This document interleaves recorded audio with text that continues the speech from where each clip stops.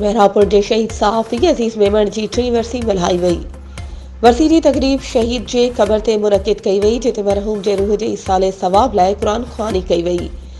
वरसी में union of journalist ज़िले नुशरो फ़िरोज़ समेत मुख़्तलिफ़ सहाफ़ती तंज़ीमनि जे अॻवाननि ऐं मेंबरनि शिरकत कई त 3 साल अॻु कलम जी पोरियत अज़ीज़ मेमण खे बेगुनाह क़त्ल कयो वियो।